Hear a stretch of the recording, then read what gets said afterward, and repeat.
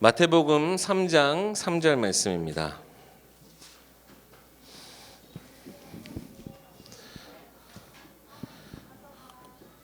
신약성경 마태복음 3장 3절 제가 봉독하겠습니다.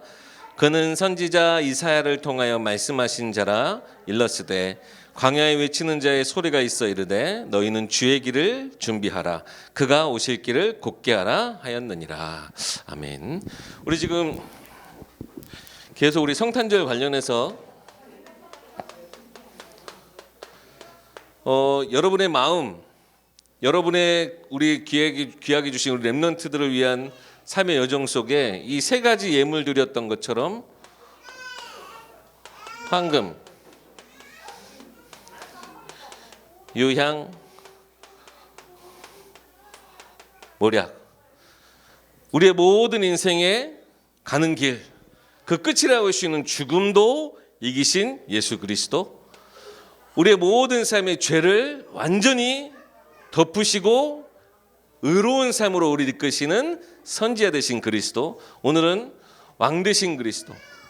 이 성탄절이요, 우리 아이들에게는 정말 어떻게 보면 계속 각인되는 게 선물 받는 날로 기억이 될 거예요. 근데 적어도 우리만큼은요, 아이들에게 물론 선물도 주고 기쁜 날이고 가족끼리 같이 즐거운 시간도 갖지만 왜 우리가 즐거워해야 되고 왜 우리가 이런 축복의 응답을 받았는지 아이들한테 계속 언약으로 여러분 전달해 주길 원합니다. 오늘 지금 본문 말씀에 지금 요한이 예수님이 오실 길을 준비하라라고 이야기합니다. 오늘 황금 왕 되신 그리스도에 대해서 함께 말씀을 나누고자 하는데요. 마태복음 1장에 보면 마태는 예수님이 이 땅에 왕으로서 오셨다라고 하는 관점으로 이 마태복음을 기록했어요. 그러다 보니까 마태복음에만 있는 유일한 것이 예수 그리스도의 족보가 이렇게 있어요. 예수 그리스도의 족보가 처음부터 이렇게 실려 있는데 거기에 나오는 여인들이 있어요.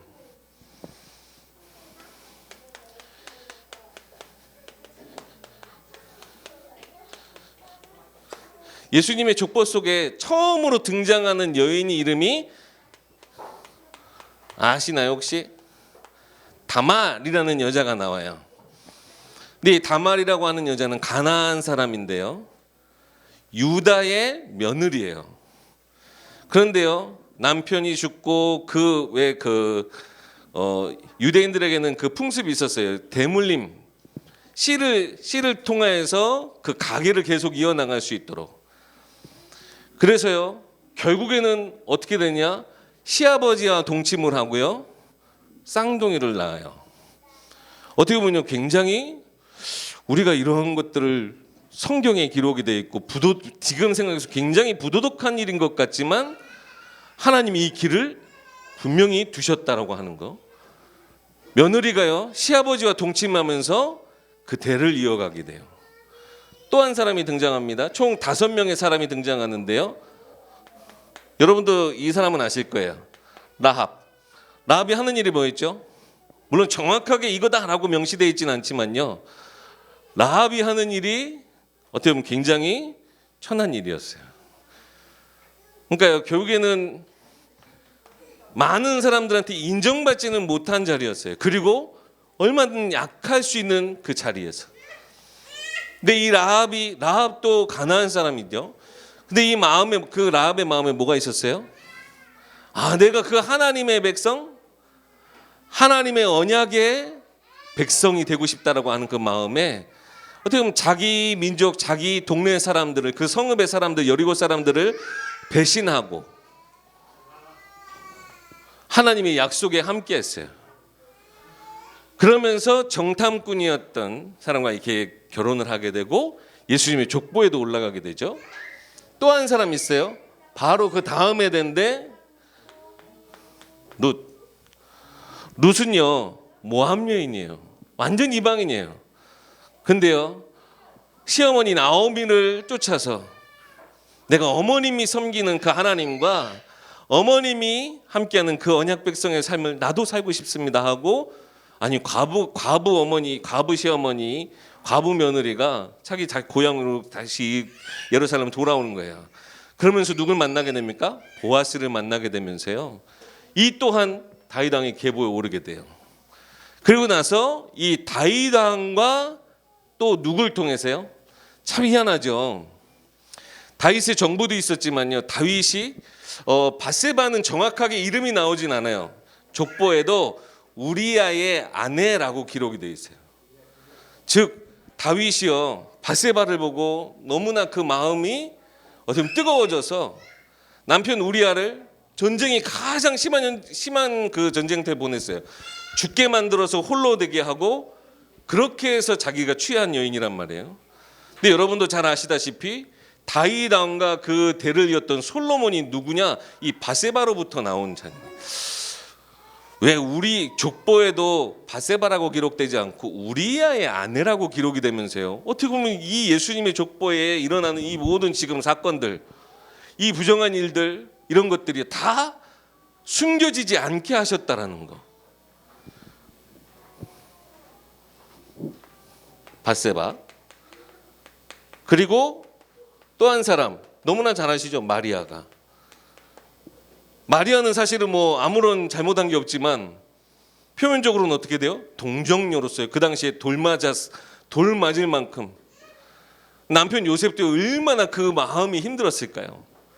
동정녀, 아니 그 당시에 그게 가당키나 합니까? 역사상에 없는 일을 지금 남편 요셉이 감당해야 되는데, 그 뜻에 이 요셉과 함께하면서 마리아가 예수님의 족보에 들어가게 됩니다.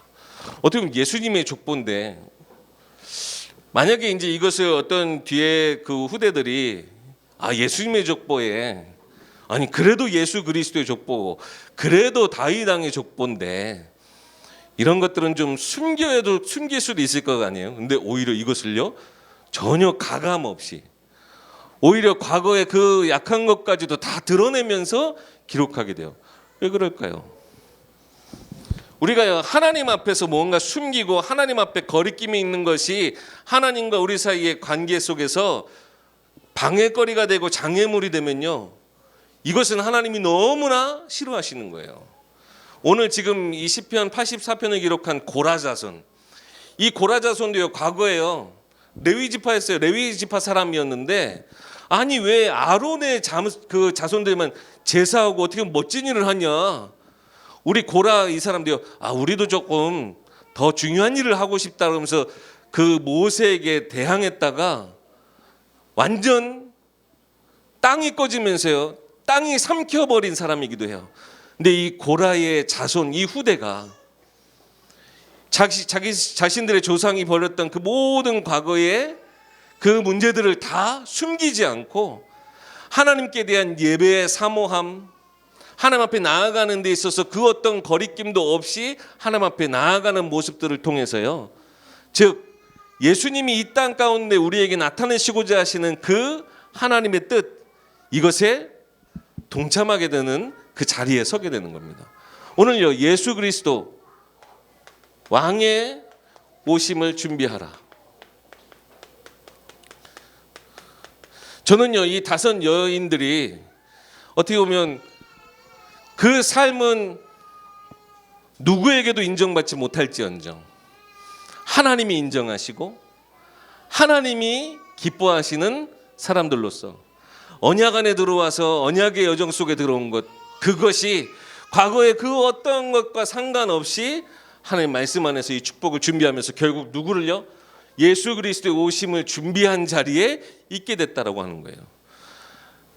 육신적으로는요, 이러한 부정한 일들이 안 일어났었어는 예수님이 이 땅 가운데 다윗의 혈통으로, 그 아브라함의 혈통으로 오시지 못했다는 거예요. 오히려 그 속에 이 많은 부정한 일들이 있었음에도 불구하고 예수 그리스도께서는 약속하신 대로 아브라함의 자손이요 다윗 왕의 후손으로서 이 땅에 오셨다라고 하는 겁니다. 그러니까 여기서 담겨진 의미들을 한번 좀 많이 생각해 보세요. 왕이 이 땅 가운데 오시는데 이 왕이 어떤 왕이시느냐? 만민을 사랑하시는 왕이다라는 거예요. 즉요, 그 출신이 천하고 그가 어떤 일을 했던 실수를 했던 아무 상관없이 예수님은 오셔서 죄인들과 함께 하셨어요. 세리와 같이 외로운 자들과 함께 하셨어요. 소외된 자, 병든 자, 약한 자, 이들과 예수님이 함께 하셨단 말이에요. 물론요, 이러한 사람들만이 아니다, 이런 사람들만 구원받을 수 있다는 건 아니에요. 이런 사람들도 하나님이 사랑하신다라는 거예요. 아니, 만왕의 왕 되신 온 우주를 다스리시는 그 하나님이 예수 그리스도를 통해서 모두를 사랑하시는 그 뜻을 그 예수님의 행보에 남겨두신 거예요. 또 예수 그리스도의 오심은 만국을 통치하시는 왕이시다라는 거예요. 아까도 말씀드렸죠. 유대인들은요, 선민의식으로 똘똘 뭉쳐 있었어요. 하나님이 택하신 백성, 우리만 구원 얻을 백성이야 라고 생각하고 오히려 세계복음화, 하나님이 기뻐하시는 일에 오히려 그들이 하나님의 그 말씀에도 전혀 반응하지 않았는데, 생각해 보세요. 아니, 가나안 사람들이, 모압 여인이 예수님의 그 족보에 들어가게 됐다. 그 속에 가장 깊은 것은 뭐만 보신 거예요? 그 하나님을 사랑하고 오늘 말씀드렸던 그 성전을 사모하고 그 하나님에 대한 말씀을 갈급히 하는 자에게 하나님은 이 축복을 누구에게나 다 주신다. 즉 이방인들에게도, 모든 족속, 모든 열방이라고 그러죠. 결국 땅끝에 있는 모든 사람들에게 이 예수 그리스도는 복음이 되어지신다라고 하는 겁니다.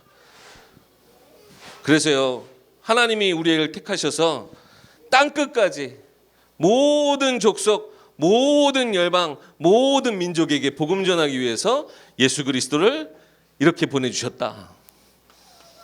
자, 예수 그리스도의 첫 번째 오심은요, 이렇게 많은 사람들에게 복음으로 오셨어요. 그죠? 복음의 길을, 복음의 여정을 통해서 오셨는데, 예수님이 우리 지난번 우리 모략 말씀하시면서 드렸죠. 예수님이 이 땅에 오셔서 죽으심과 함께 부활하심으로 우리의 모든 복음의 여정을 완성해 주셨어요. 그리고 한 가지 더, 다시 오실 것을 약속하셨죠. 예수 그리스도는 다시 오실 심판주시라는 거예요. 오직 왕만이 심판하고 왕이 판결을 내릴 수가 있었어요.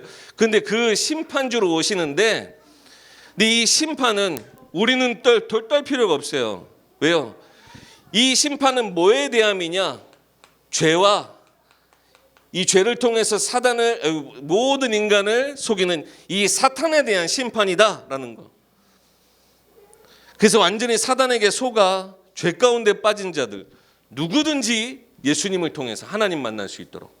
근데요, 끝까지 이 말씀을 듣고도, 이런 증인들을 보고도 죄에서 벗어나는 일, 이 사단의 손에서 건짐을 받는 이 은혜의 복음을 깨닫지 못한 자들은 결국 심판에 이르게 된다는 것이죠.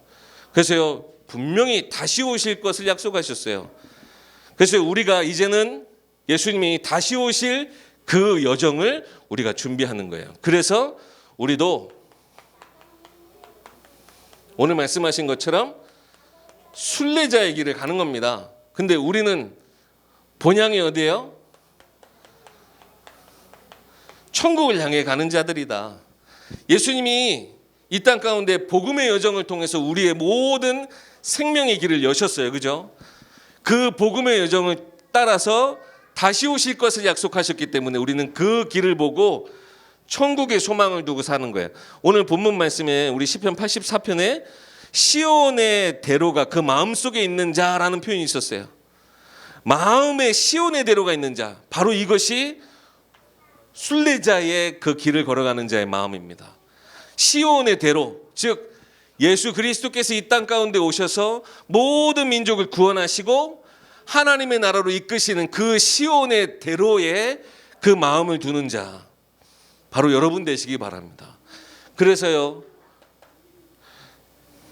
사실 어떻게 보면 여자는 그러면은 이 자녀를 낳아주는 것만이 답니까? 아니요. 오히려요, 이들과 함께했던 남자들의 어리석음을 보세요. 그러니까 여자들이 돕는 배필이라고 하는 것이, 그 시아버지 유다도 사실은 뭐 언약적 축복이고 뭐 아무것도 몰랐어요. 근데 오직 다말이요, 아니 오죽하면 내가 시아버지까지에게 들어가야 되겠다라고 하는 그런 생각을 했을까요? 근데 그것이 그냥 욕정입니까? 전혀 아니거든요. 하나님 그 생각해 두신 것은 뭐예요? 언약적 안에서 모든 우리가 지금 생각하는 가치, 도덕, 이것을 초월하는 하나님의 언약을 나타내는 거예요. 라합 보세요. 사실 라합이 없었다면 이스라엘 그 여정이 여리고성을 딱 앞에 두고 굉장히 많은 어려움들, 굉장히 많은 그런 뭐라 그럴까요? 두려움들이 있었을 거예요. 근데 라합이 그 모든 상황들을 다 어떻게 보면 밀고자 하죠. 스파이예요. 여리고성 입장에서는 완전 배신자예요. 그럼에도 불구하고 그 마음에 주신 하나님의 그 약속을 따라서 행동했을 뿐이에요. 근데 그것이 결국 언약의 여정을 이루는 완성의 길이 되었다. 다 하나하나가요, 우리 남편도 남편이지만 이들의 마음 속에 언약을 품고 하나님의 그 성소를 사모하는 마음, 그 예배자의 그 마음대로, 즉 시온의 대로가 그 마음속에 있게 하신 하나님의 은혜에 반응했던 여인들을 통해서요, 하나님이 이 모든 일들을 이루셨다. 우리 태영아 엄마들이 지금 참 많은 막 아이들 키우면서 정신없어요. 여유도 없어요. 참 많이 사실 뭐 이런 부분 때문에 아무한테도 이야기하지 못하고 힘들어요. 그렇지만 그 모든 것에 여러분, 하나님이 주신 마음, 이 언약의 이 축복만큼은 절대 놓치지 마시기 바랍니다. 그러면요, 여러분 하시는 그 모든 일들이 누가 뭐라고 하건 상관없어요. 하나님이 이끄시는 그것으로 여러분의 삶이 예수 그리스도의 오심을 준비하는 이들의 삶이 되었던 것처럼, 예수 그리스도를 맞이하는, 예수 그리스도가 여러분의 삶에, 여러분의 가정에, 여러분의 모든 업의 현장에, 인생의 보좌와의 축복이 되어지는 가장 중요한 통로가 될 줄 믿습니다. 그래서요, 이 시기를 이길 수 있도록 순례자인 우리에게 하나님이 동행하시며 함께 하세요. 그래서 요한복음 1장 14절 말씀이죠. 말씀이 육신이 되어 우리와 함께 거하시네. 우리가 그의 영광을 보니 하나님 아버지의 독생자의 영광이요. 그 안에 뭐가 충만하더라? 은혜와 진리가 충만하더라.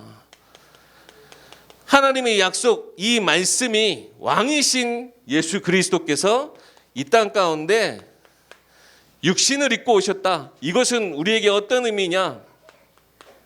하나님이 우리에게 은혜를 주셨다라고 하는 것. 하나님이 영광을 보니 그 안에 은혜와 진리가 충만하더라.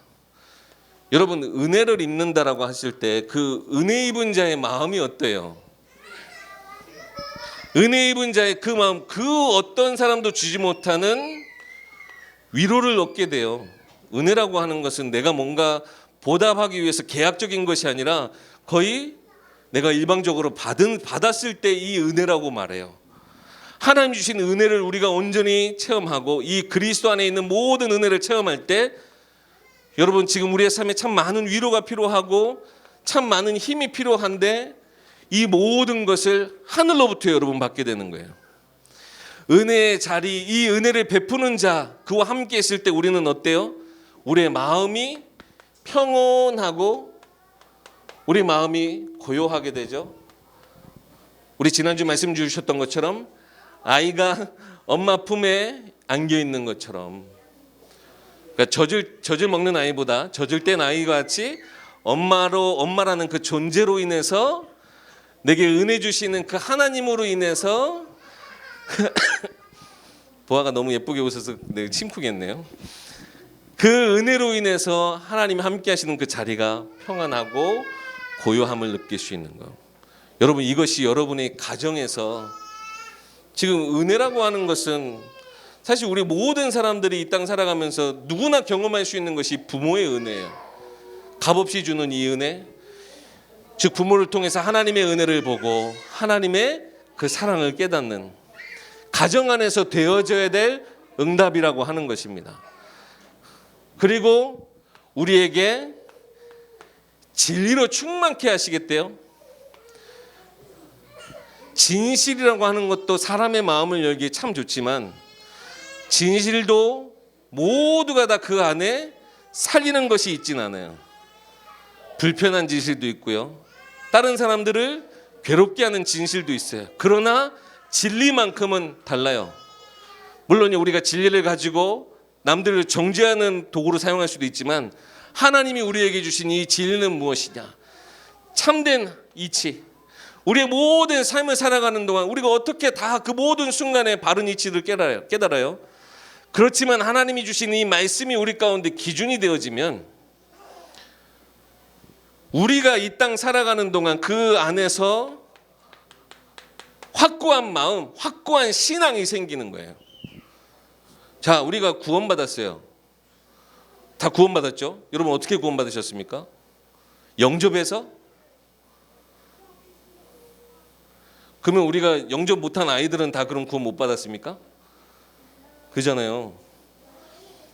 우리가 어떻게 이 진리의 말씀 속에서 우리가 이것을 하나님의 내가 구원받았다라고 우리가 말하죠. 먼저 하나님 우리를 택하셔서 우리가 그 하나님을 온전히 믿었다 할 때, 그러니까 우리가 어느 순간 내가 이 구원받았다라고 하는 것에 어떠한 기준도 사실은 내게 없어요. 내가 영접했다? 그것보다 먼저 된 것이 있잖아요. 하나님이 우리를 부르셨다. 그 말씀이 그 약속이 성경 안에 기록이 되어 있어요. 우리가 믿는 것이 무엇입니까? 하나님이 우리 아이들을 택하셨다라고 하는 것을 우리가 믿는 자리 아닙니까? 그런 거 아니에요? 이 아이들이 그러면 이렇게 살다가 영접하는 순간이 빨리 와야 되는데, 그래서 아이들이 뭐 유치부만 가도 예수님 어디 계셔? 내 마음속에 너무 자꾸 시키죠. 물론 좋아요. 아이들이 그렇게 각인시키는 거. 그럼 그 순간 되기 전까지 우리 그럼 태영아 아이들은 그럼 구원 못 받은 겁니까?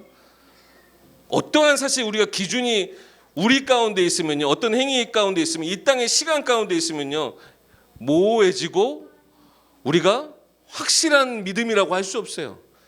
그런데 하나님의 이 진리의 말씀에, 아니 구원자 되신 예수 그리스도께서 우리를 위하여서, 나를 위하여서, 내 자녀를 위하여서 이 땅 가운데 오셨다라고 하는 것을 우리가 믿는 이유가 무엇입니까? 말씀이 기록된 거잖아요.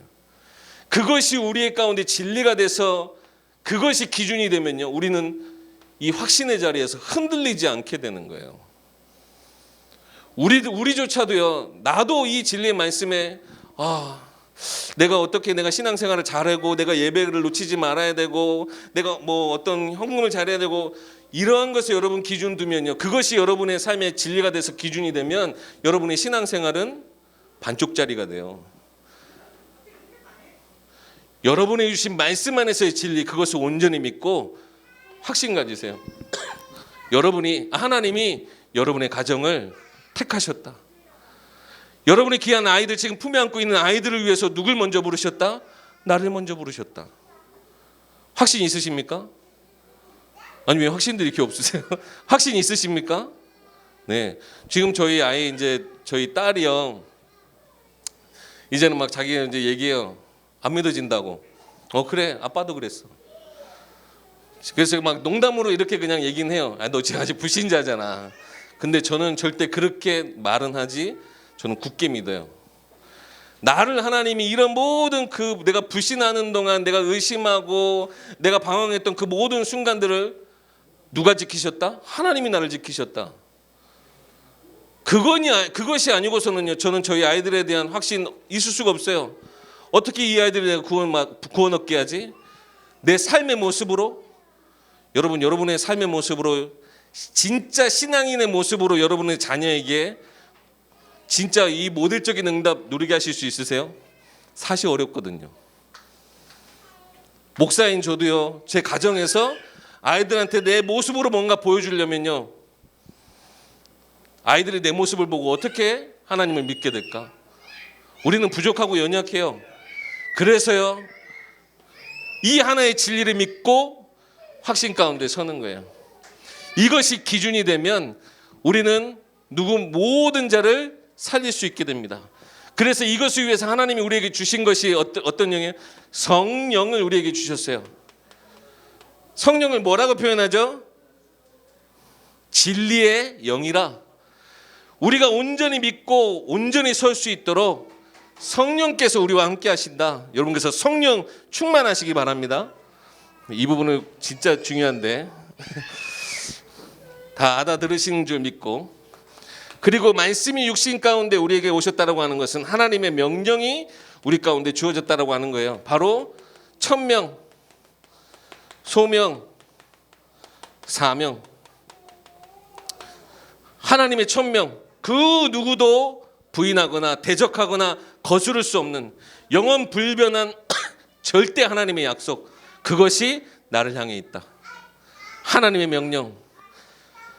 소명, 이것은요, 임금이 신하를 부를 때 이 소자를 써요. 즉 왕이 나를 부르시는데 왜 이유가 없겠냐는 거예요. 여러분이 지금 여러분의 가정 현장에 여러분의 업의 현장에, 여러분의 삶의 현장에 하나님이 부르셨다. 분명히 왕 되신 그리스도께서 여러분의 삶에 분명한 이유를 두고 여러분을 부르신 거예요. 그것을 온전히 믿으시기 바랍니다. 여러분의 사명은 뭡니까? 이 사자는 사신사자예요.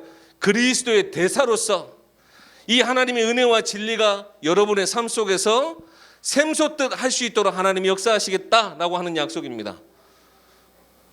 즉요, 하나님의 분명한 이유가 있어서 여러분의 삶에 이 모든 것들을 허락하여 주신 거예요.